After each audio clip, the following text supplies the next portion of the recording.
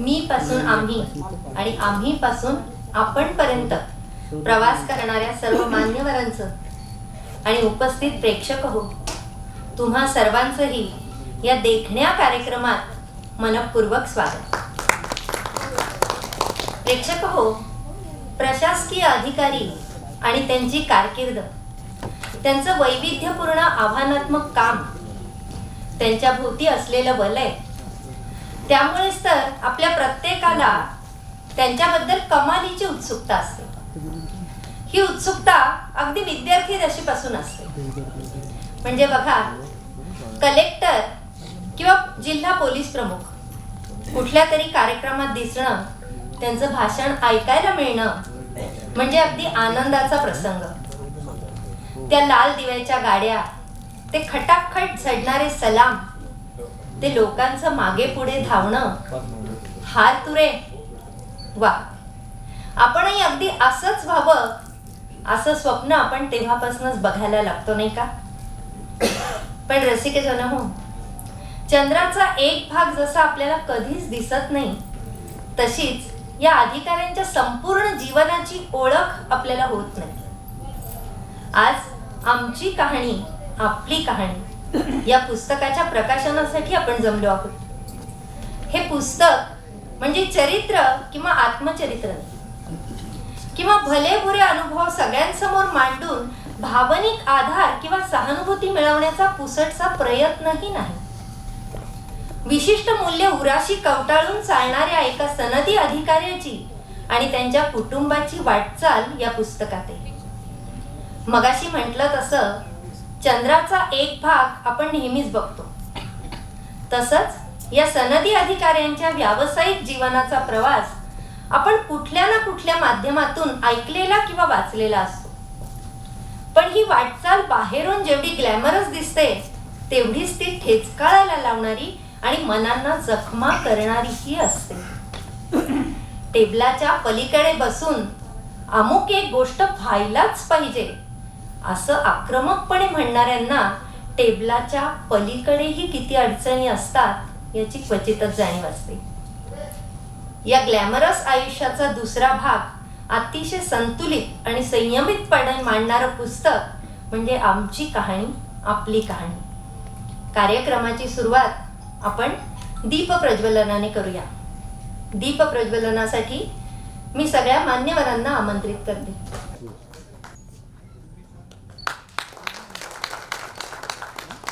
प्रेक्षक हो, आमची कहाणी आपली कहाणी या पुस्तकाचा कथा विषय आणि नायक असलेले श्री निळकंठ आव्हाड सर आज आमची कहाणी आपली कहाणी याबद्दल त्यांच्या भावना त्यांनी व्यक्त कराव्यात अशी मी त्यांना विनंती करते.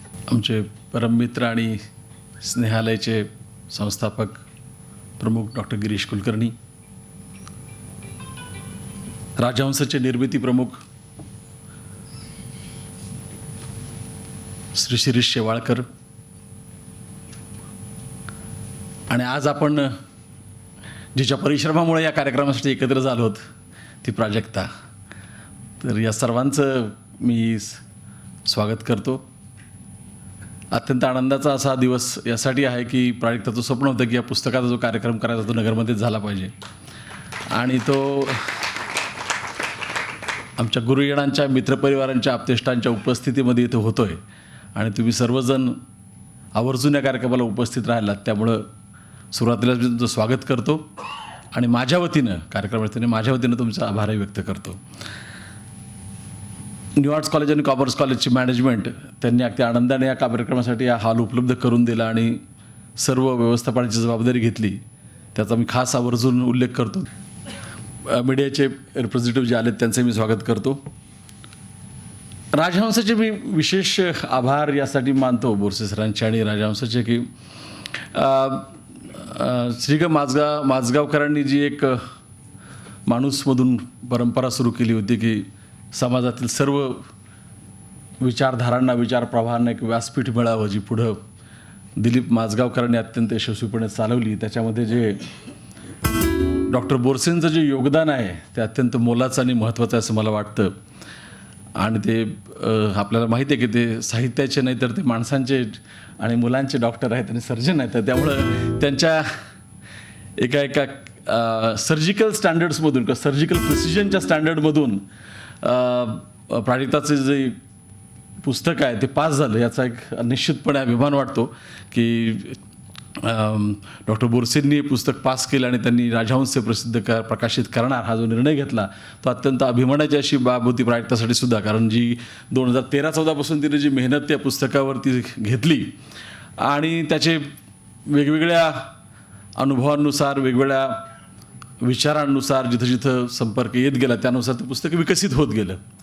मला प्रामाणिकपणे सांगावं असं वाटतं की या पुस्तकात माझं कॉन्ट्रीब्युशन काही नाही. त्या पुस्तकात मी काही भागात जरी दिसलो तरी हे तिची संपूर्ण आणि स्वतंत्र अशी निर्मिती आहे ज्याच्यामध्ये तिने खूप मेहनत घेतली. त्याचे ड्राफ्ट जरूर मी 2 वेळा वाचले आणि फॅक्च्युअल एरर्स त्यातल्या किंवा त्यासाठी मदत करणं की संख्या आणि त्यातल्या काही पॅराग्राफ्समध्ये ते फक्त ठीक करण्यासाठी ज्या शासकीय कामाशी संबंधित आहेत त्याच्यासाठी मदत करणं हेच फक्त मी म्हणेल की माझ्या वतीनं असं विशेष कॉन्ट्रीब्युशन आहे. अदरवाईज ही पूर्णपणे तिची निर्मिती आहे आणि ही आमची गोष्ट आहे, आपली गोष्ट आहे. यातल्या आमची गोष्टबद्दल खरं तर सांगायचं तर असं आपण म्हटलं की असं आमचं मत आहे असं बायको म्हटल्यानंतर कुठलाही नवरा नाही असं माझं मत नाही असं म्हणू शकत नाही. तर ते साहजिकपणे ते आमचं मत आहे आणि ते खरोखर आमचं आहे. पण हे आमची कहाणी जी आहे ती आपली कहाणी कशी आहे याचा जेव्हा विचार केला की आपली कहाणी कशी होऊ शकेल मी विचार करत होतो. आणि काल मी पहिल्यांदा पुस्तकाचं आश्चर्याची गोष्ट म्हणजे मला माझ्या वाढदिवसाचं सरप्राईज म्हणून पुस्तक मिळालं. कारण मला माहीत नव्हते पुस्तक ड्राफ्ट आहे तो पाठवला इथपर्यंत मला याची कल्पना होती. पण हे अचानक पुस्तक प्रकाशित होऊन माझ्या वाढदिवसाच्या दिवशी प्राजक्ताने ते उघडलं आणि डॉक्टर सदानंद बोरसेंचं पत्र मला लिहिलेलं आणि ते पुस्तक जेव्हा मिळालं त्यावेळेस साहजिकपणे तो कसा एक विशेष वाढदिवस त्यामुळे तो साजरा झाला आणि एक विशेष गिफ्ट मला प्राजक्ताकडून त्या वाढदिवसासाठी ते मिळालं. ही अत्यंत आनंदाची गोष्ट होती आणि ते औचित्य साधून राजहंसने खास प्रयत्न करून आणि माझ्या मते गायकवाड साहेबांनी ते पुस्तक ज्या त्वरेनं ते 108 मध्ये पेशंट रस्त्यावरून हॉस्पिटलमध्ये जातो तितक्याच त्वरेनं त्यांनी ते पुण्याहून चंदीगडला पोहोचवलं. त्यामुळे गायकवाड साहेबांचे खास त्यासाठी म्हणजे मला नंतर कळालं की पुस्तक म्हणजे एवढ्या क्विकली पोहोचलं कसं तर ते यातून आलं. तर या सर्व अशा समविचारी लोकांचं गिरीशचं काम मला सर्वांना माहीतच आहे आणि कोणा छोटासा परिवाराचा आपण ज्यात बसलो आहोत तर त्यामुळं त्यातून आज या व्यासपीठावरती जे लोक एकत्र झाले त्या सर्वातून मला असं वाटलं की एक समविचारी म्हणण्यापेक्षा असे विचार की जे संपूर्णपणे आपल्याला कुठल्या तरी एका सकारात्मक ऊर्जेकडे घेऊन जातात अशा आपापल्या ठिकाणी उभं राहून जे काम करणारे लोक आहेत अशा सर्व या व्यासपीठावर आज एकत्र झालेल्या पुस्तकाच्या निमित्तानं ही अत्यंत मला महत्त्वाची बाब वाटते. काल मी म्हटलं की आमची कहाणी आहे तर आपली कहाणीबद्दल जेव्हा मी विचार करायला लागलो की आमच्या कहाणीतून आपली कहाणी याला आपल्याला कसं म्हणता येईल. कारण की ठीक आहे ही आपली कहाणी या दृष्टीने असेल की आपल्यासारखे जे अधिकारी वर्ग असेल त्याला ते भावेल कदाचित समाजामधल्या काही लोकांना भावेल. तर काल गंमत अशी घडली की रेल्वेतून येताना मी काल झेलमने आलो 8-8.5 तास उशीर झाल्यामुळं अंबाला ते नगर प्रवास जवळपास 30 तासापेक्षा जास्त काळाचा झाला आणि मी ते पुस्तकाची कॉपी प्रिंट पुस्तक पहिल्यांदा वाचायला घेतलं की आल्यानंतरचं असं. तर थोडं वाचा समोर गृहस्थ बसले होते तर बाजूला तर ते म्हटले की अच्छा मी खाली टाकलं म्हणजे मी वाचू का म्हटलं हो वाचा. सावंत त्यांचं नाव पुणे जिल्ह्यातले होते आणि ते काश्मीरवरून सफरचंदचं खास कलम घेऊन ते परत निघाले होते आणि तर त्यांनी ते अगदी सुरुवात केली आणि पुढच्या 3 तासामध्ये त्यांनी पुस्तक लहान असल्यामुळं भावाडल्यासारखं वाचून त्यांनी 3 तासामध्ये पुस्तक संपवलं. आणि म्हटलं तुम्ही काय करता तर म्हणजे मी बियाणांचं काम करतो श्रीलंकेत एका कंपनीमध्ये आधी नोकरीला होतो आणि नंतर मी सोडून सिम्बॉयसिसमधून MBA केलेले आणि नंतर मी तो स्वतःचा व्यवसाय सुरू केला आहे म्हणजे आणि माझं बरेच 2 लाखापर्यंत रोपं मी देशभरामध्ये पोहोचवतो वेगवेगळ्या याची. तर पुस्तक वाचलं आणि ते मला म्हणाले की हे मला अगदी माझं पुस्तक वाटतं. म्हटलं म्हणजे मला धक्का बसला की एका पूर्णपणे वेगळ्या क्षेत्रामध्ये काम करणारा वेगळ्या प्रकारचा माणूस जो आहे तो असं म्हणतो की मला हे पुस्तक माझं पुस्तक वाटतं. आणि म्हणतं असं तुम्हाला का वाटतं की हे पुस्तक तुमचं आहे किंवा याच्याशी तुम्ही स्वतःला जोडता. तर म्हणे की प्रश्न जे मांडताय तुम्ही की एकूण प्रत्येक माणूस आतमध्ये जेव्हा विचार करतो की आजूबाजूला काय चाललंय या ज्या गोष्टी घडतायत त्याबद्दल माझा रोल काय याचा मी कुठल्या तरी बाबतीमध्ये म्हणजे त्या वैयक्तिक पातळीवरच्या स्वतःच्या मुलांच्या वाढीशी संबंधित असतात की त्याबद्दल माझे विचार काय आहेत किंवा आजूबाजूला समाजात घडणाऱ्या गोष्टी असतील त्याच्याबद्दल माझे विचार काय आहेत त्यात मी कुठल्या ना कुठल्या प्रकारे माझ्या व्यवसायामध्ये सुद्धा या प्रकारचे प्रश्न मला पडतायत. त्यामुळं मला जेव्हा आजूबाजूच्या गोष्टीकडे पाहून कुठली तरी गोष्ट मनातून वाटते ती गोष्ट व्यक्त होताना मला असं दिसतंय की माझ्या मनात चालली खळबळ जी आहे, ज्या गोष्टी मला हव्यात तशा प्रकारे त्या घडत नाहीत, तर त्या किंवा ज्या चांगल्या गोष्टी आपण म्हणतो त्या प्रकारे का घडत नाही, त्याच्याबद्दल माझ्या मनात जे काही समोरून येतं तेच या पुस्तकातून मला वाटतं कुठेतरी व्यक्त झालंय की हे मलाही असं म्हणावं असं वाटतंय. त्या दृष्टीनं हे माझं पुस्तक आहे. तर मला वाटतं त्या दृष्टीनं हे पुस्तक जे आहे मला पहिल्यांदा आकलन झालं की ही फक्त आमची कहाणी नाही तरी आपली कहाणी काय आहे. कारण जेव्हा प्रत्येकाला आजूबाजूचे प्रश्न पाहिल्यानंतर असं वाटतं की कुठंतरी हा प्रश्न मलाही वाटतं याचं उत्तर मिळालं पाहिजे, यासाठी मलाही प्रयत्न करता आला पाहिजे. कोणीतरी करतोय तर त्यात एक चळवळ म्हणून मी सहभागी होऊ शकेल का, असं जर मला कुठं माझ्या मनात वाटत असेल तर त्या दृष्टीनं ते आपलं पुस्तक आहे.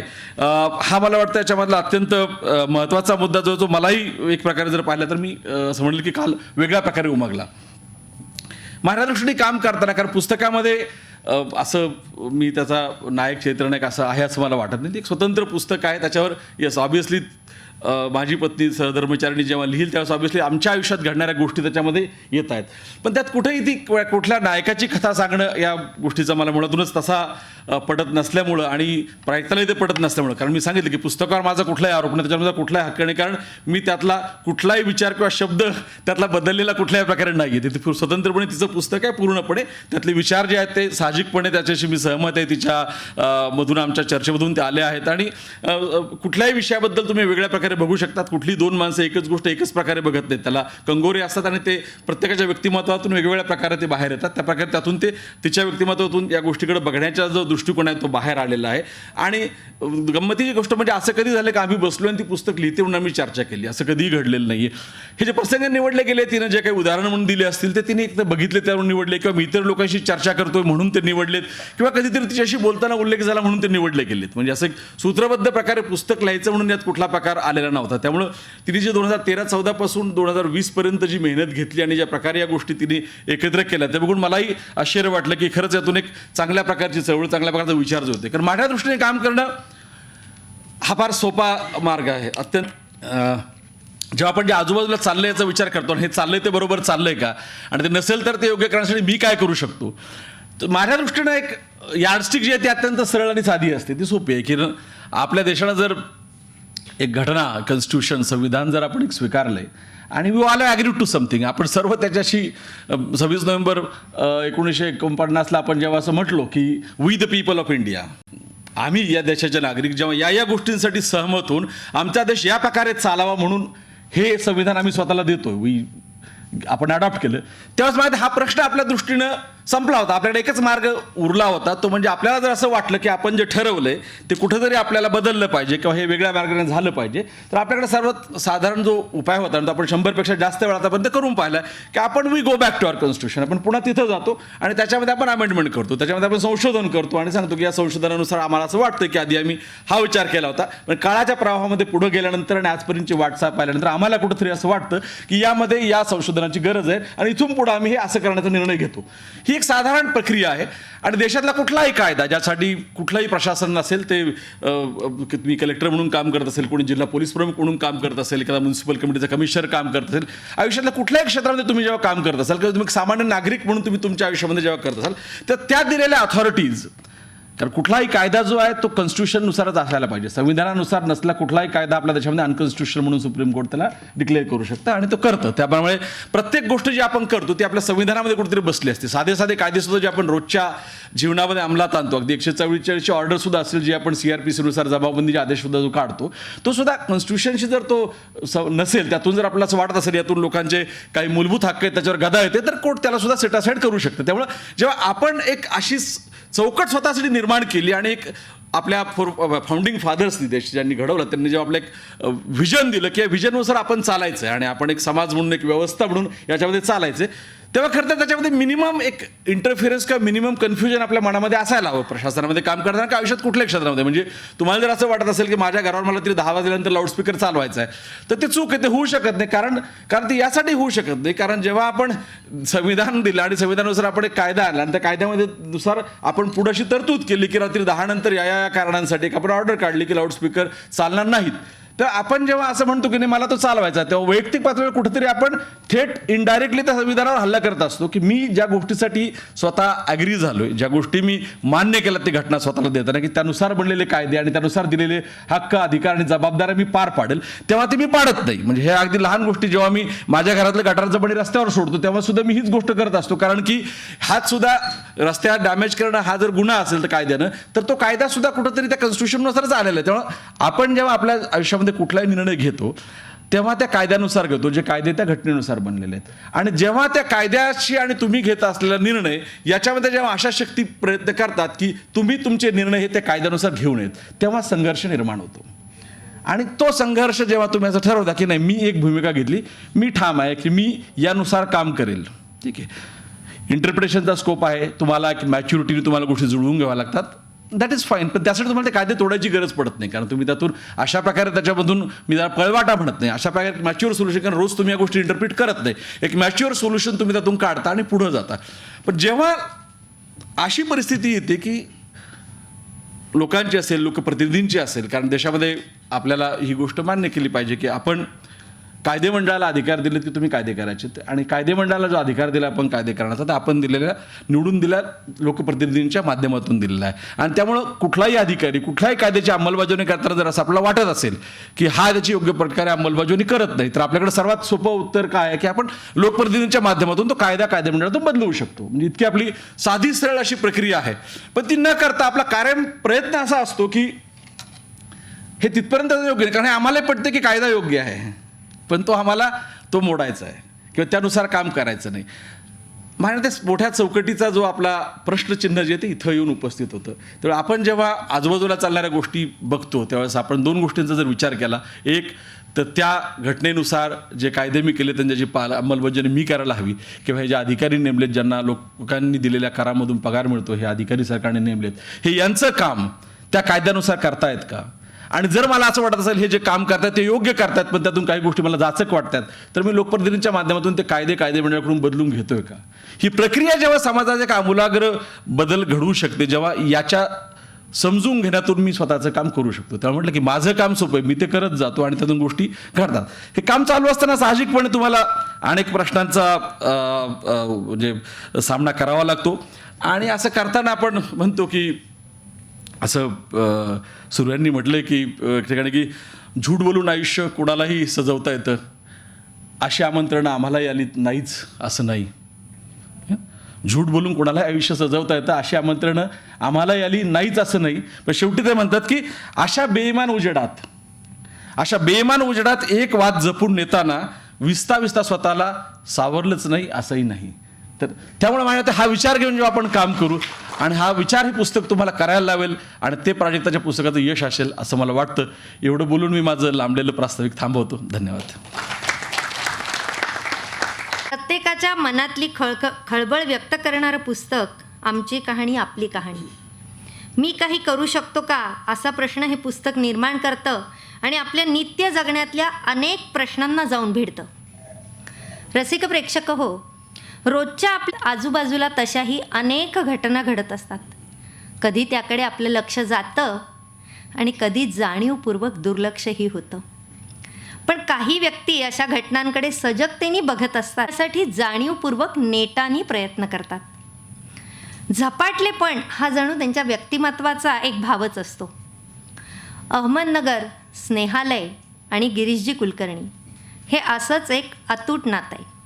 आदरणीय गायकवाड साहेब, माननीय डॉक्टर बोरसे, शिरीषजी, या पुस्तकाचा नायक आणि ज्याचा संवाद आपण प्रस्तावनेच्या स्वरूपामध्ये ऐकला तो आमचा प्रिय मित्र निळकंठ, आणि त्याची सुविद्य पत्नी आणि तीसुद्धा आमची अतिशय जवळची मैत्रीण आणि सहकारी एकेकाळची अशी प्राजक्ता.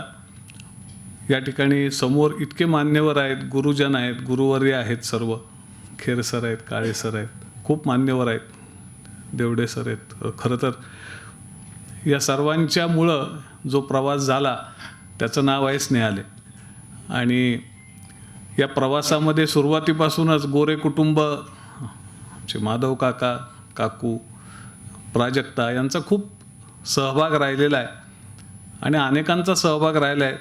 आणि त्यामुळे परिचय करून देताना बऱ्याच वेळा यांनी काढलेलंच न्यायालय असा उल्लेख होतो, पण खरं तर ते म्हणजे फारच थोडं सत्य आहे. आपला सगळ्यांचा हा सहप्रवास आहे आणि त्या सहप्रवासाचं नाव आहे, त्या संवेदनेच्या सहप्रवासाचं नाव आहे स्नेहालय.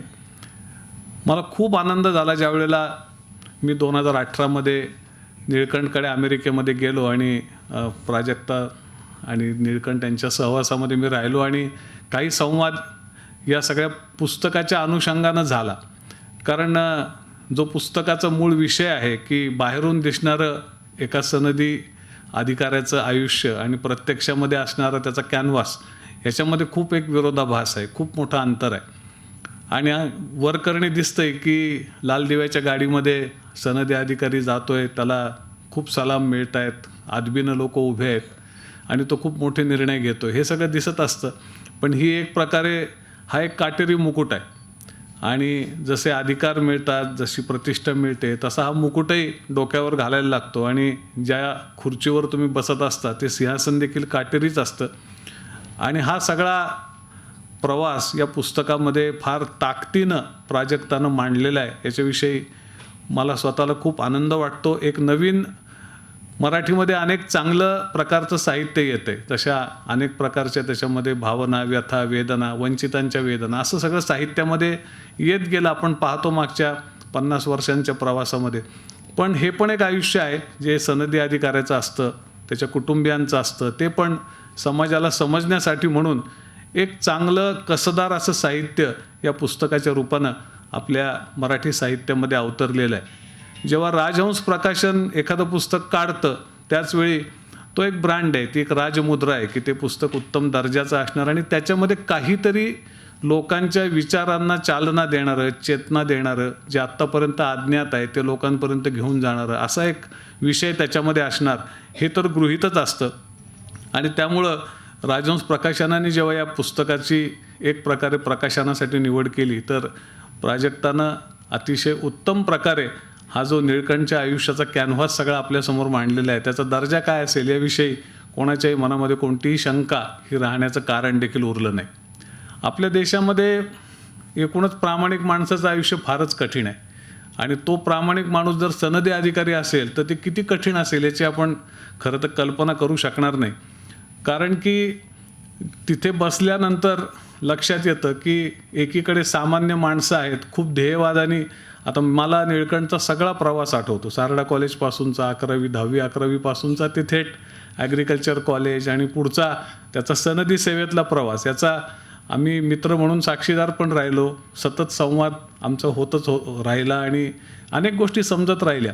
पण एका बाजूला खूप ध्येयवादानी झपाटलेली ही माणसं निळकंठसारखी सनदी सेवेत जातात. त्यांच्यासमोर या देशातला तळातला माणूस असतो जो आजही अनेक अधिकारांपासून वंचित आहे, ज्याच्या जगण्याचे प्रश्न सुटलेले नाही आहेत आणि त्याला असं वाटतं की या व्यवस्थेकडून आमच्या प्रश्नांना न्याय मिळाला पाहिजे.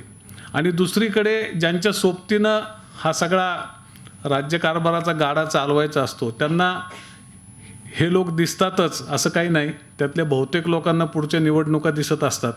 आणि म्हणून ही जी एक घुसमट असते तिथे राहणाऱ्या प्रामाणिक माणसाला संघर्ष करावा लागतो. एकीकडे सामान्य माणूस समोर असतो, त्याच्या न्यायाचे प्रश्न असतात, एकीकडे व्यवस्था सतत राजकीय स्थिरतेचा विचार करत असते, पुढच्या निवडणुकांचा विचार करत असते.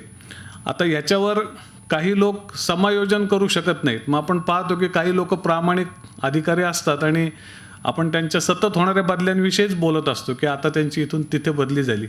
पण तसं जर पाहिलं तर त्यांच्या आयुष्याच्या कारकिर्दीच्या शेवटी प्रामाणिकपणा सोडून काही दाखवण्यासारखं राहील का हाच प्रश्न पडतो. कारण की समायोजन करून चांगलं घडवायला लागतं, त्याच्यासाठी व्यवस्थेतल्या लोकांची मनं बदलावी लागतात, मतं बदलावी लागतात आणि कधीकधी जो मोठा लोकहिताच्या गोष्टी आहेत त्या कन्व्हिन्स करायला लागतात. हे एक जबरदस्त कौशल्य असणारी हुशार सनदी अधिकाऱ्यांची सुद्धा आपल्याकडे परंपरा आहे. तर इतकी उंच उडी मारायची जिथे कामाची संधी मिळते तिथे की त्याच्या वर कदाचित जाणं कोणाला शक्य होणार नाही, पण जो कोणी येईल त्याला तो बेंचमार्क दिसत राहील की इतकं तर प्रामाणिक काम करायलाच पाहिजे. तर मला असं वाटतं की या निळकंठसारख्या अधिकाऱ्यांनी या व्यवस्थेला एक वळण देण्याचं काम केलेलं आहे आणि उत्तम काम आहे या स्थितीत करता येतं हे दाखवून दिलेलं आहे. आता परिस्थितीबद्दल आणि वर्तमानाबद्दल चांगलं आणि वाईट बोलण्यासारखं पुष्कळ असतं, परंतु चांगलं काम करून दाखवायला एक शेवटी तुमची तीव्र इच्छाशक्ती लागते, समायोजन करताना स्वतःमध्ये बदल घडवायची शक्ती लागते आणि खूप नम्रताही लागते. आता जसं आम्हाला आठवतं गेले 25 वर्षांमध्ये निळकंठ जसा आहे तसाच आहे. तो इतक्या मोठ्या पदांवर गेला पण तो कधी बदललेला नाही. तर मला असं वाटतं की आपण शेवटी एका ध्येयवादाने आलेलो आहोत या प्रशासनामध्ये आणि या जनतेची सेवा करणं हे काही जनतेवर उपकार करणं नाही आहे, ते आपण आपलं कर्तव्याचं पालन करतो. एक नागरिक म्हणूनही आपलं ते कर्तव्य आहे आणि सनदी अधिकारी म्हणून सुद्धा आपण आपल्या कर्तव्याला न्याय देतो. ही सहजता त्याच्यामध्ये आहे आणि म्हणून तो जरी प्रामाणिक असला तरी त्याचाही कधी म्हणजे ओझं वाटत नाही किंवा असं वाटत नाही की हा वेगळाच जरा त्याच्यापासून जरा बाबा त्या प्रामाणिकपणाचं सुद्धा कधी कधी जरा भीती वाटते लोकांची. तसं नाही वाटत, आपलेपणा तो कायम आहे आणि ती सहजता पण कायम आहे. आणि मला असं वाटतं की अनेक लोकांना तो मार्गदर्शन करतो. म्हणजे कुणी येतं आणि म्हणतं मला सनदी अधिकारी व्हायचं, मला मार्गदर्शन करा. म्हणजे आत्ता तर त्यांनी आमचा एक जयंत कुलकर्णी म्हणून मित्र, त्याच्या कन्येला त्यांनी मार्गदर्शन केलं. नगरचा नरवडे म्हणून आता जो दुसरा आला देशामध्ये विदेश सेवेमध्ये, त्यालाही त्यांनी मार्गदर्शन केलं. ग्रामीण भागातनं तळागाळातनं आलेल्या मुलांना मोठी स्वप्न पाहायला आपण शिकवलं आहे, पण त्या स्वप्नांना कुणीतरी आधार द्यावा लागतो, त्याला कुणीतरी ताकद द्यावी लागते त्याच्या पंखामध्ये. तर मग आपण कोण आहोत, हे आपलं काम आहे का? तर इतक्या खालच्या स्तरावर जाऊन एखाद्या विद्यार्थ्याला एकूण विदेश सेवा आणि परराष्ट्र संबंध सांगत बसायचे का? तर हे असे प्रश्न त्याला पडत नाहीत. तो त्या विद्यार्थ्यांना मदत करतो, कारण जिथून तो आलेला आहे त्या परिस्थितीची जाणीव तो विसरलेला नाही आहे. आणि मला असं वाटतं की अशी माणसं, असे सनदी अधिकारी देशाची संपत्ती आहे. आणि आज प्राजक्तांनी खूप सुंदर लिखाण केले. म्हणजे जसं त्यांनी सांगितलं की कोणी सावंत रेल्वेमध्ये भेटले आणि त्यांनी 3 तासात ते पुस्तक सलग वाचलं. आपण सगळे जेव्हा या पुस्तकाला हात घालाल तेव्हा आपली सगळ्यांची हीच अनुभूती असेल आणि आपण त्या अनुभूती सगळ्यांनी घेतली पाहिजे. मला प्राजक्तांनी फोन केला, उदय एजन्सीमध्ये पुस्तक आले, ते मी 2 प्रती आणल्या, पण आमच्या इथेच न्यायालयामध्ये लगेच नंबर लागले. भूषण देशमुखांनी सांगितलं नाही मी घेऊन चाललो आहे आज, आणि मग श्याम असावं बसलेत, मलाही ते पाहिजे. म्हणजे आमच्याकडे ते लगेच वाचलं आणि ज्यांनी वाचलं त्यांनी सांगितलं की हे एक फारच उत्तम अनुभूती या पुस्तकानं आपल्याला दिलेली आहे. तिच्यामध्ये प्राजक्तामध्ये लिखाणाची, वक्तृत्वाची खूप शैली आहे, पहिल्यापासूनच आहे. आणि खरं तर आम्हाला याचाही खूप आनंद वाटतो की आता पंजाबमध्ये ते राहतात, पंजाब सरकारमध्ये खूप मोठी जबाबदारी निळकंठवर आहे. पण जे सुरुवातीला 90, 91, 92मध्ये प्राजक्ताने आमच्याबरोबर काम केलं असेल स्नेहालयचं, इथल्याच चित्रागल्ली, लालबत्ती भागांमध्ये, तर आता ती तिथे बालकल्याण समित्यांची चेअरमन झाली, इलेक्टेड चेअरमन, आणि तिथल्या मुलांच्या हक्कांसाठी ती काम करते. तर आम्हाला असं वाटतं की बघा, ही बीजं काही वाया जात नाहीत. आम्ही सगळ्यांनी मिळून एक प्रवास सुरू केलेला होता. आता आम्ही जरा वेगळ्या पद्धतीचं काम करतो, पण प्राजक्तासुद्धा त्या पद्धतीच्या एका वेगळ्या स्तरावर काम करते. तिने महिलांसाठी काम करणारी आता एक संघटना काढलेली आहे, एक संस्था रजिस्टर केलेली आहे. त्याच्यामार्फत इथे शिक्षकांचं प्रबोधन करण्याचं काम पण ती करते आहे. म्हणजे वयात आलेल्या मुलींचं प्रशिक्षण असेल किंवा शिक्षकांना याविषयीचं ज्ञान देणं असेल, अशा सगळ्या गोष्टींवरती ती पण काम करते. मला असं वाटतं की देशाला आणि समाजाला समर्पित झालेल्या अशा या दाम्पत्याचं हे पहिलं पुस्तक आहे. कधीतरी 10 वर्षांनी जेव्हा दुसरं पुस्तक येईल तेव्हा त्यामध्ये सुद्धा या देशाला आणि समाजाला दिशा देणारं असंच एक वाङ्मय, असाच एक अनुभव, अशीच एक अनुभूती निश्चितपणे असणार आहे. आणि या दाम्पत्याला मी अभिवादन करतो. डॉक्टर बोरसे यांनी याचं प्रकाशन करून फार औचित्याचं काम केलेलं आहे, त्याबद्दल त्यांचं राजहंस प्रकाशनचं अभिनंदन. आणि गायकवाड साहेब महाराष्ट्रामध्ये, देशामध्ये एक नामीगिरामी व्यक्ती आहे, त्यांनी आवर्जून वेळ काढावा. ही सुद्धा या पुस्तकाला मिळालेली एक राजमुद्राच आहे असं मला वाटतं. पुन्हा एकदा इथे बसण्याचा बहुमान मला दिला आणि सन्मानाचे शब्द या ठिकाणी आपल्या सगळ्यांनी मिळून जे केलेले आहे त्या कार्याविषयी व्यक्त झाले, त्याबद्दल आभार व्यक्त करतो. धन्यवाद. राजहंस म्हणजे नावाप्रमाणे निरक्षीर वृत्तीचं प्रकाशन आहे असं म्हटल्यास वावगं ठरणार नाही. सकस लिखाण लिहिणं आणि त्याला तसाच प्रतिसाद मिळणं ही फार भाग्याची गोष्ट आहे. राजहंस प्रकाशनचे निर्मिती प्रमुख माननीय शिरीषजी शेवाळकर सरांनी नामांकित बहुराष्ट्रीय कंपन्यांमध्ये मुख्य अधिकारी, व्हाईस प्रेसिडेंट, संचालक अशा विविध पदांवर काम केलं आहे. आमची कहाणी आपली कहाणी या पुस्तकाची तांत्रिक बाजू सांभाळताना या पुस्तकाविषयी त्यांचं काय मत आहे हे थोडक्यात जाणून घेऊया. आमच्याकडं जी सगळी पुस्तकं येतात ती संपादक वाचतात, पण निर्मिती प्रमुख काही वाचत नाहीत. परंतु अगदी खरं सांगायचं तर हे पुस्तक मी वाचलं आणि हे पुस्तक मी वाचलं, माझ्या बायकोनी पण वाचलं. याला कारण या पुस्तकाशी आमचा देखील खूप जवळचा कनेक्ट होता. हे पुस्तक तुम्ही जरूर वाचा. याच्यामध्ये खूप वेगळे अनुभव आहेत ज्याशी तुम्ही कनेक्ट करू शकाल. आपली कहाणी या पुस्तकाच्या विमोचन प्रसंगी उपस्थित असलेले आदरणीय श्री जी शेवाळकर सर, माननीय डॉक्टर सदानंदजी बोरसे सर, आमचे मित्र आदरणीय हनुमंतरावजी गायकवाड सर, माननीय डॉक्टर गिरीशजी कुलकर्णी, अर्थात या पुस्तकाच्या लेखिका प्राजक्ताताई, आमचे मित्र नीलकंठजी आणि या पुस्तकाच्या विमोचन प्रसंगी उपस्थित असलेले या परिवाराशी जोडलेले सर्व उपस्थित बंधू आणि भगिनींना, मातीवर राहून मातीशी इमानदारीने जर काम केलं तर समाज किती मोठा सन्मान करतो याचं उत्तर देता येणंसुद्धा शक्य नाही. म्हणून आपल्याच मातीतील एक नगरकर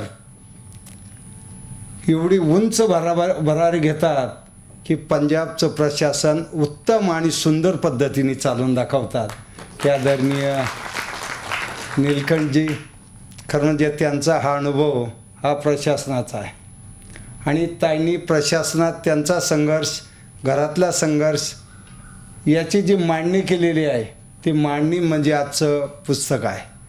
खरं याचं आपण सर्वांनी अनुकरण केलं तर अनेक कोढे आपल्याला उलगडतील. आजच्या प्रसंगी मी राजहंस प्रकाशनाला सुद्धा खूप खूप धन्यवाद तर नाही, पण ज्या पद्धतीने आपण या पुस्तकाचं लिखाण केलं आहे तो एक चांगला संदेश नक्की समाजामध्ये जाईल आणि त्याचा खूप चांगला उपयोग होईल. पुन्हा एकदा आपल्या सर्वांना खूप खूप शुभेच्छा देतो आणि मी माझे 2 शब्द संपवतो. जय हिंद, जय महाराष्ट्र. नीलकंठ आवड साहेब आणि बहिणी समान प्राजक्ता वाढवताई आणि माझे बीवीचे सहकारी आणि बंधू भगिनींनो, ताईंचा फोन होता की असं पुस्तक पाहिजे. म्हणलं मिळून जाईल, काय काळजी करू नका. 24 तासात पुण्यातनं ते चंदीगडला पोचलं आणि पुस्तक वाचल्यानंतर असं नॉर्मली गप्पांच्या ओघात कधी बोलणं होत नाही, पण अनेक गोष्टी ज्या कळल्या की तुम्ही पत्नीच्या भूमिकेतनं किती ठिकाणी तुम्हाला संसार करायला लागला. म्हणजे सासरी गेला, मग पंजाबला गेलात, त्याच्या आधी जम्मू काश्मीरला गेला, तिथं काय अडचणी आल्या, भाषेच्या अडचणी आल्या, लोकांच्या अडचणी आल्या, अधिकाऱ्याची पत्नी म्हणून काम करताना जे तुम्ही अनुभवलेले आहेत हे खरोखरच खूप वेगळे आहेत. म्हणजे जम्मू काश्मीर तुम्ही लिहिलं आहे की उषाला तुम्ही AK-47 कशी चालवायची ते शिकून घेतलं आणि झोपताना उषाला AK-47 घेऊन राहत होता, कारण तुमच्यासमोर अनेक आत्मघाती हल्ले झाले. एक तुमचा जीपचा अनुभवसुद्धा असे हेलावून जाणार आहे की ज्या जीपमध्ये तुम्ही फिरत होता त्या जीपला खाली बॉम्ब माइंटा लावून 40 फूट जीप उडाली. कसं म्हणजे अशा सगळ्या थर्ड अँगलमध्ये बघताना मी तुमच्या खुर्चीत बसून बघायला लागले, खूप वेगळं जग वाटतं. बदलीनंतर घरं बदलायची, चाइल्ड वेलफेअरमध्ये मुलांचा पार्टी, सूरज गुप्ता, मंजित कौर की नावं सांगता येत नाहीत, माझं नाव कसं सांगायचं. किंवा साहेबांनी जेवायला तुम्हाला पार्टी नेली की ताटांचा हिशोब केला आणि दुसऱ्या दिवशी टॅक्सवाल्याला पाठवलं.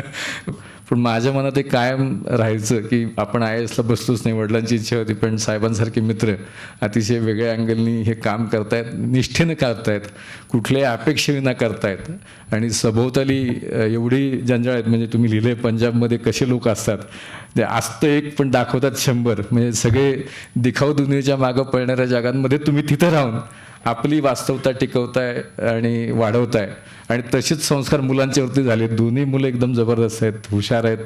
एक सगळं खूप वेगळं काम आहे आणि अशा कार्यक्रमामध्ये मला उपस्थित होता आलं, बोलता आलं, याबद्दल मी तुमचे मनापासून आभार मानतो. आणि जसं सांगितलं की पुढच्या 10 वर्षाचा टप्पा कदाचित 5 वर्षाचा पण अजून सखोल लिहा खूप. आणि साहेब तुम्ही लिहिलं पाहिजे. मला वाटतं की ताईंनी लिहिलंच आहे चांगलं त्यांच्या अँगलमध्ये, पण तुम्हाला जे अनुभव येतात, किती प्रेशर्स येतात, म्हणजे एखाद्याचं काम केलं नाही तर बदल्या होतात. मी तुम्ही लिहिलं की काही बदल्या 3 महिन्यांनी झाल्या, काही 6 महिन्यांनी झाल्या.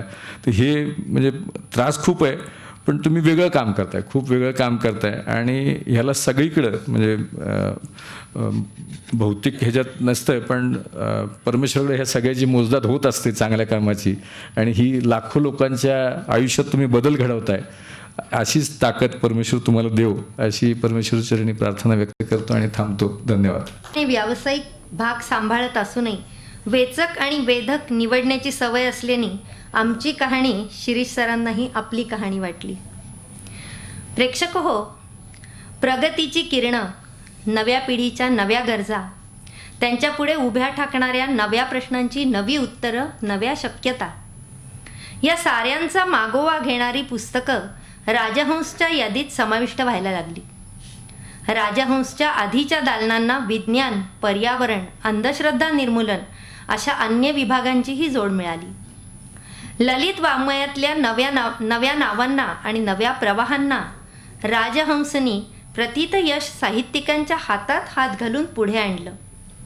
नवे विषय, नवे लेखक याबाबत राजहंस प्रकाशन नेहमीच स्वागतशील राहिलं आहे. 2020 पासून राजहंसने डिजिटल विश्वातही आपला ठसा उमटवलाय.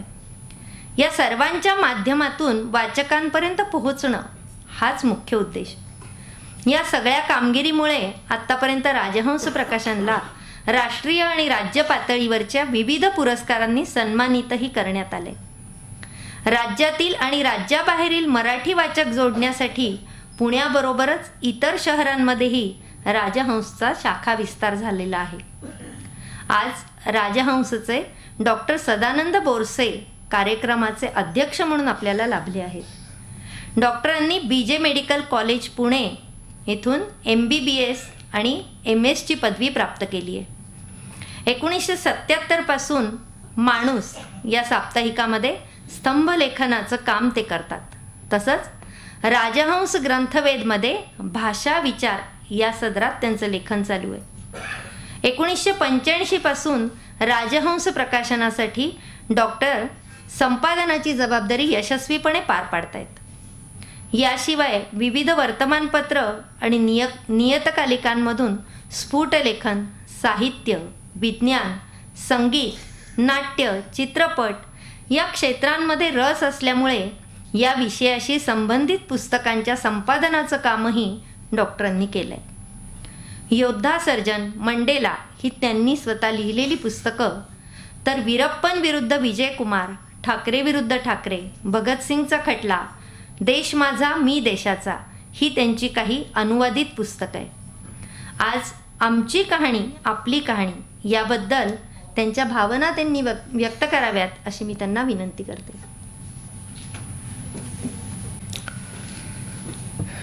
मित्रहो, आपल्याकडे सनदी अधिकाऱ्यांनी लिहिलेली अशी बरीच पुस्तकं आत्तापर्यंत मराठीमध्ये, इतर भाषांमध्ये अशी प्रसिद्ध झालेली आहेत. या सगळ्या पुस्तकांच्या बाबतीत जर तुम्ही एक आढावा घेतलात, अगदी राजहंसने सुद्धा अशी पुस्तकं प्रसिद्ध केलेली आहेत. राजहंस काही अपवाद नाही आहे. आमचं मनमे है विश्वास एक पुस्तक खूप प्रसिद्ध झालं. तर या सगळ्या पुस्तकांचा तुम्ही एक धावता आढावा जर घेतलात तर तुमच्या असं लक्षात येईल की याच्यात एक सामायिक सूत्र असतं. म्हणजे मी कसा अतिशय कठीण परिस्थितीमध्ये जन्माला आलो, वाढलो, मग शिक्षण घेतलं. त्या सगळ्यामध्ये कोणीतरी प्रेरणादायी व्यक्तिमत्व माझ्या आयुष्यात आल्यामुळे मी मग स्पर्धा परीक्षांच्यासाठी म्हणून तयारी करू लागलो. मग ती तयारी करताना मी कुठल्या वेगवेगळ्या पैलूंचा विचार केला, मी कसा त्यावेळेस 24 तासांपैकी 28 तास अभ्यास करत होतो, आणि मग त्याच्यानंतर त्या सगळ्या तयारीनंतर मग मी लेखी परीक्षा कसा उत्तीर्ण झालो, त्याच्यानंतर मग मी तोंडी परीक्षेची तयारी कशी केली, आणि त्याच्यानंतर मग या सगळ्या दिव्यातनं पार पडून, त्या प्रशिक्षणाचं दिव्यही पार पडून, मग आता माझी अतिशय मोक्याच्या जागी नेमणूक कशी झालेली आहे, आणि मग आता जे जे हाल अपेष्टा या मी सहन केलेल्या होत्या, त्या हालअपेष्टांना न्याय देणारं असं सगळं यश, असं सगळं वैभव, असं सगळ्या अचिव्हमेंट्स या मला कशा आता मिळालेल्या आहेत. आणि मग बहुतांशी पुस्तकामध्ये शेवटचं प्रकरण हे असं असतं की मित्रांनो तुम्हीही हे करू शकता, आणि मग त्याच्यामध्ये हे सगळं हे कसं तुम्हाला पण शक्य आहे असं एक वातावरण उभं केलेलं असतं. या सगळ्यामध्ये, या पुस्तकांमध्ये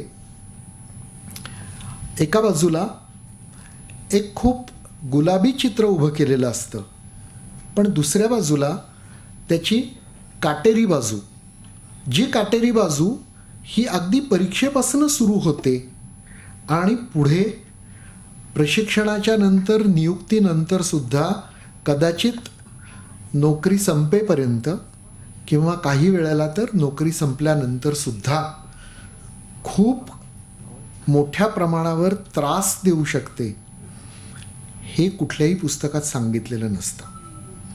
साधी गोष्ट आहे, स्पर्धा परीक्षा ह्या परीक्षांमध्ये तुम्ही पास होताय का नाही हे महत्त्वाचं नसतं.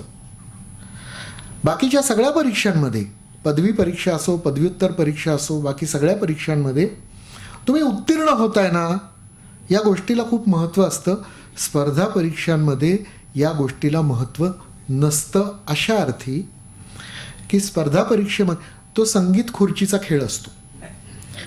त्याच्यात तुमच्यासाठी जर 5 खुर्च्या ठेवलेल्या असल्या तर तुम्हाला 100 पैकी 150 मार्क मिळाले तरी 6वी खुर्ची उपलब्ध होऊ शकत नाही. ही गोष्ट ही या पुस्तकांमध्ये लपवून ठेवलेली असते असं मी म्हणत नाही, पण हे धोके हे अधोरेखित केलेले नसतात. ज्या वेळेला आमची कहाणी आपली कहाणी हे पुस्तक हे राजहंसकडे आलं आणि राजहंसकडे ते पुस्तक माझ्याकडे आल्यानंतर मी वाचलं, त्यावेळेस मला प्रकर्षाने जाणवलं की परीक्षेनंतरचा कालखंड, नियुक्तीनंतरचा कालखंड हा मुख्यतः या पुस्तकामध्ये घेतलेला आहे, आणि त्या कालखंडामधल्या सगळ्या काटेरी वाटा ह्या त्या पुस्तकामध्ये अत्यंत प्रभावीपणे, अत्यंत प्रांजळपणे, स्पष्टपणे अशा मांडलेल्या आहेत. आणि ही सगळी मांडणी ही ज्या माणसांनी ती परीक्षा पास होणं, ती नियुक्ती घेणं, तिथे काम करणं, त्या माणसाने लिहिलेली नाही, तर त्याच्याबरोबर असून त्या सगळ्या गुंत्यात न अडकता आपला पाय मोकळा ठेवणाऱ्या, रंगुनी रंगात साऱ्या रंग माझा वेगळा असं मांडणाऱ्या त्याच्या सहधर्मचारिणींनी तटस्थपणे या सगळ्या गोष्टींकडे बघून ते लिहिलेलं आहे, ही त्याच्यातली सगळ्यात महत्त्वाची गोष्ट मला वाटली.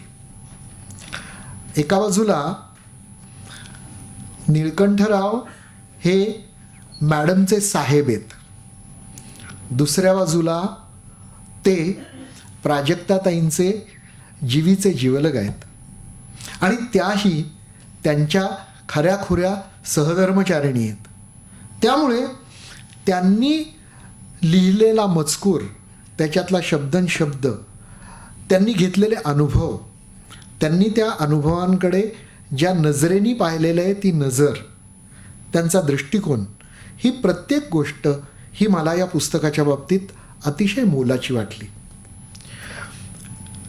माझी आणि ह्या दोघांची म्हणजे प्राजक्ताताई आणि निळकंठराव यांची प्रत्यक्ष भेट ही आज सकाळी 8 वाजता झालेली आहे. त्याच्या आधी आम्ही एकमेकांना भेटलो नव्हतो. संपर्क जेवढा होता तो फोनवरचा होता आणि तोही मुख्यतः प्राजक्ताताईंशी होता. या सगळ्या फोनवरच्या संपर्कामध्ये अगदी पहिल्यांदा जेव्हा मी फोन केला ना, त्यावेळेला परिस्थिती अशी होती की राजहंस प्रकाशन हे आर्थिकदृष्ट्या खूप अडचणीच्या काळातनं चाललेलं होतं तेव्हा, आणि त्या अडचणी आत्ताही संपलेल्या आहेत असं मी म्हणत नाही, पण खूप कमी झालेल्या आहेत. पण तेव्हा तो ताण, त्या खिंडीतनं होणारी वाटचाल ही खूपच अडचणीची होती. आणि त्यामुळे मी त्यांना असं सुरुवातीला म्हटलेलं होतं, जोपर्यंत मी संहिता वाचली नव्हती तोपर्यंत, की राजहंसच्यासाठी म्हणून काही आर्थिक अडचणी आहेत. पैशाची अडचण असली तर ते सोंग कोणालाच करता येत नाही. अंबानींपासून ते दरिद्री माणसापर्यंत सगळ्यांना पैशाच्या अडचणी येऊ शकतात आणि कोणीच सोंग करू शकत नाही. अनिल अंबानींना सुद्धा हात झटकून नादारी जाहीर करावी लागते. तर त्यामुळे राजहंस प्रकाशनाला त्यावेळी आर्थिक अडचण आहे हे मी त्यांच्याशी मोकळेपणाने बोललो आणि त्यांना विचारलं की ह्याच्यातनं इतर काही मार्ग हे आपल्याला काढता येतील का, याचा आपण विचार करू.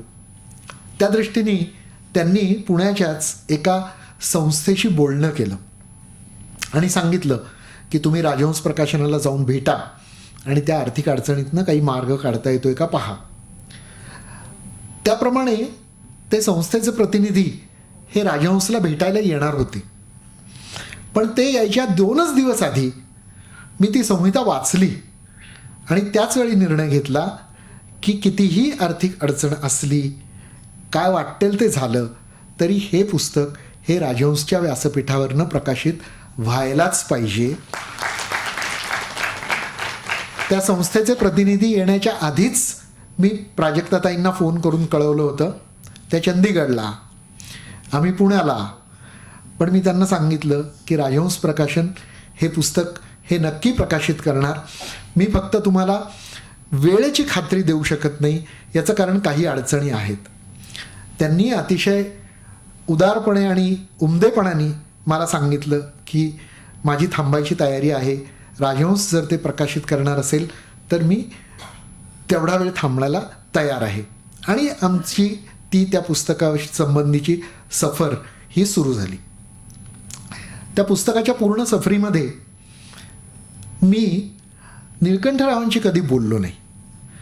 कारण चरित्र नायक असले तरी त्या चरित्रनायकाकडे बघण्याची दुर्बीण किंवा सूक्ष्मदर्शक यंत्र काहीही म्हणा, त्या दोन्ही चिजा या मला प्राजक्ताताईंच्या हातात दिसत होत्या. त्यामुळे त्याच्यातनंच बघणं हे संपादक म्हणून मला गरजेचं वाटत होतं. त्यामुळे माझं जे काय बोलणं व्हायचं ते त्यांच्याशी व्हायचं. आम्ही त्या पुस्तकाच्या निमित्ताने भरपूर बोललो आणि जेव्हा ते पुस्तक निर्मितीच्या पूर्णावस्थेच्या दिशेने जात होतं तेव्हा त्यांनी मला सांगितलं की अहो, ते पुस्तक हे अमुक अमुक तारखेला 23 सप्टेंबरला आपल्याला पूर्ण करता येईल का. तर मी म्हटलं की अहो 23 सप्टेंबरला जरा अवघड दिसतंय, कारण त्या जेमतेम 3 आठवडे मला हे सांगत होत्या आधी. मी म्हटलं की काय एवढं 23 सप्टेंबरला. तर त्या म्हणाल्या की आपल्या पुस्तकाचे जे हिरो आहेत ते नाही म्हणत असले तरी पुस्तकाचे हिरो आहेत ते, बरं का. तर त्यांचा वाढदिवस आहे म्हटल्यानंतर मग मी आमच्या शिरीष शेवाळकरांना विनंती केली. शिरीष शेवाळकर हे आमच्याकडे त्या अल्लाउद्दीनच्या दिव्यातला राक्षस असतो ना, तसे ते जीन आहेत की तो दिवा घासला आणि त्यांना सांगितलं एखादं काम की ते ऐकणे म्हणजे त्याप्रमाणे करणे होय असं म्हणून ताबडतोबीने ते सगळं अंमलात आणतात. त्यामुळे शिरीषला मी सांगितलं की अरे असं असं आहे. तो म्हणाला ठीक आहे, आपण ते जरा दुसऱ्या ट्रॅकवर गाडी आणू. तुमची गाडी जशी ट्रॅक बदलून आणली होती आज, तशी दुसरी गाडी आम्ही ट्रॅक बदलून जास्त जोरात धावडवली होती तेव्हा. आणि त्याच्यानंतर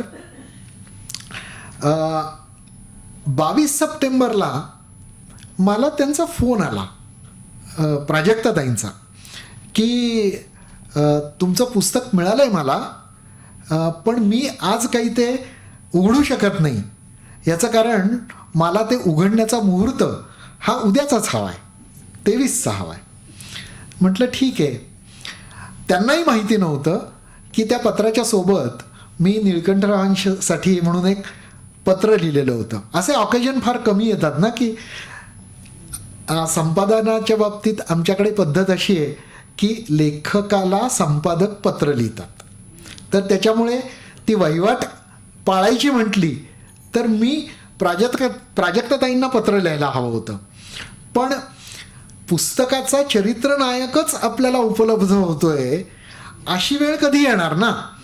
त्यामुळे मग मी त्यांच्याऐवजी थेट त्या चरित्रनायकालाच पत्र लिहिलं आणि ते मग 23 सप्टेंबरला दुसऱ्या दिवशी त्यांना मिळालं.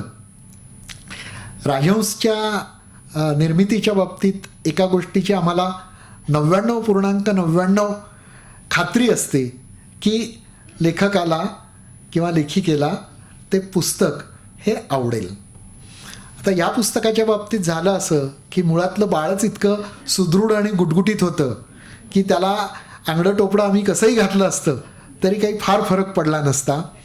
पण आम्ही हे पुस्तक मुद्दाम चंद्रमोहन कुलकर्णी या ख्यातकीर्त कलावंताकडे दिलं आणि त्यांनी अतिशय एका बाजूला अतिशय काव्यात्म पण दुसऱ्या बाजूला वास्तवाची प्रखर जाणीव करून देणारं असं त्याचं मुखपृष्ठ बनवलं. तुमच्यापैकी बऱ्याच जणांनी ते मुखपृष्ठ पाहिलंही असेल.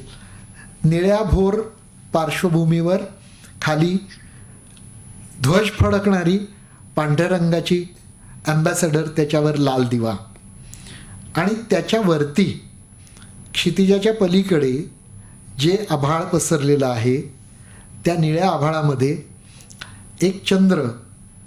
तो चंद्रसुद्धा आधा आहे चंद्रमामधला चंद्र आहे, तो पूर्ण चंद्र नाही आहे.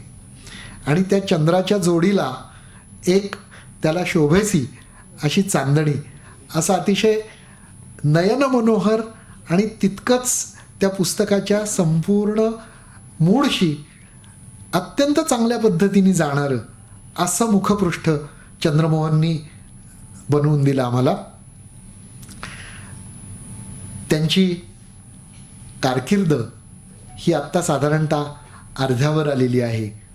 पूर्ण चंद्राचा उदय त्या कारकिर्दीमध्ये अजून व्हायचा आहे. तशीच कारकीर्द त्यांची यापुढेही यशस्वी होत राहणार आहे हे सगळं दाखवणारं असं ते मुखपृष्ठ चंद्रमोहननी केलं. आमच्या निर्मितीच्या टीमलासुद्धा त्या पुस्तकावर काम करताना एक वेगळ्या प्रकारचा आनंद असं म्हणणार नाही, मी समाधान मिळत होतं. याचं कारण त्या निर्मितीमध्ये जसं शिरीषनी सांगितलं की जे जे त्या पुस्तकाच्या संपर्कात निर्मितीच्या प्रक्रियेमध्ये आले त्या बहुतेकांनी ते सगळं पुस्तक हे आवर्जून वाचलं आणि त्यातल्या कितीतरी गोष्टींशी त्या सगळ्यांचा कुठं ना कुठं तरी एक सांधा जुळत होता. त्या पुस्तकामध्ये एका बाजूला गमतीदार अथर्व आणि मैत्रेय यांच्या शाळेतल्या काही गमतीदार प्रसंग आहेत, त्यांचे स्वतःचे त्यांच्याकडे असलेल्या नोकरीला असलेल्या लोकांच्या बाबतीतले गमतीदार अनुभव आहेत. पण त्याचबरोबर इतरही अनुभव आहेत.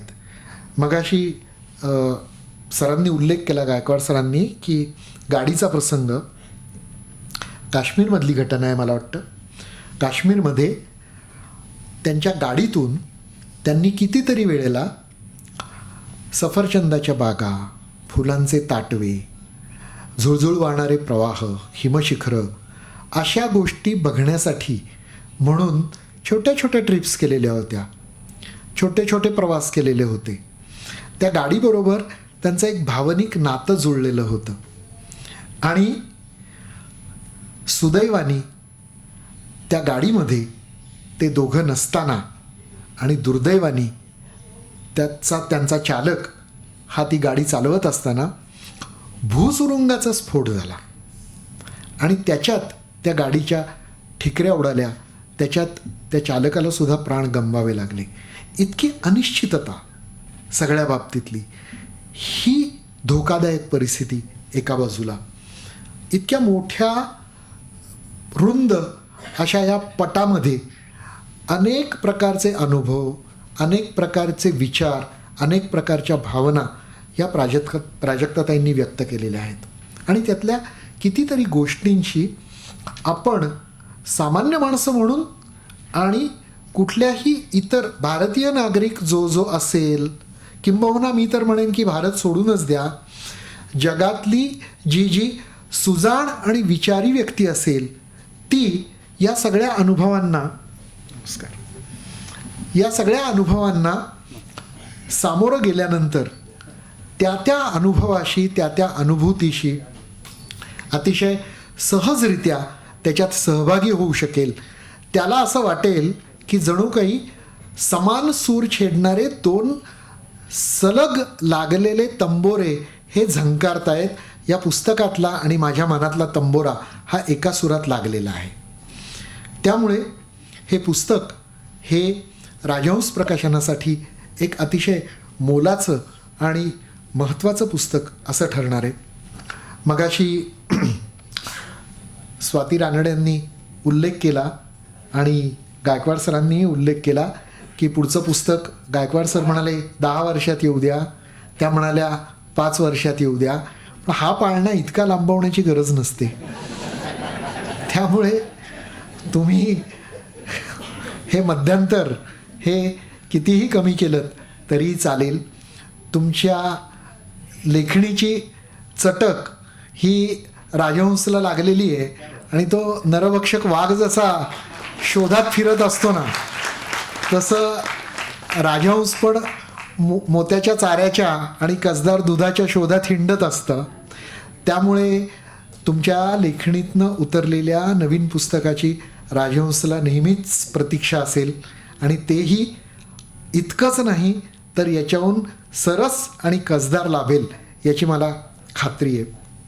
या पुस्तकाच्या निमित्ताने राजहंसमध्ये राजहंसचे सर्वेसर्वा दिलीप माजगावकर, आमच्या संचालिका रेखा माजगावकर यांच्यापासून ते शिरीष शेवाळकर, तृप्ती देशपांडे, चंद्रमोहनचा मी उल्लेख केलाच, सारिका भामे, मनोहर आणि मुग्धा दांडेकर, प्रसन्न परांजपे, शिवदास, ही सगळी आमची राजहंसची जी टीम आहे, यांनी सगळ्यांनी या पुस्तकाच्या निर्मितीमध्ये अतिशय आपलेपणाने भाग घेतला.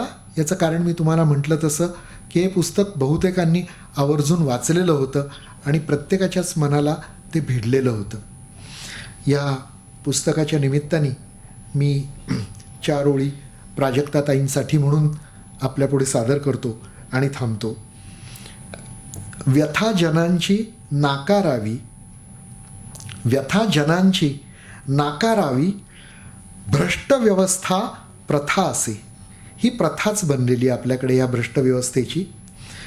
केवळ तुमची नाही, तुमच्या दोघांची तर सोडूनच द्या, इथे बसलेल्या प्रत्येकाच्याच बाबतीत केवळ तुमची नाही, आपल्या साऱ्यांची ही व्यथा असे.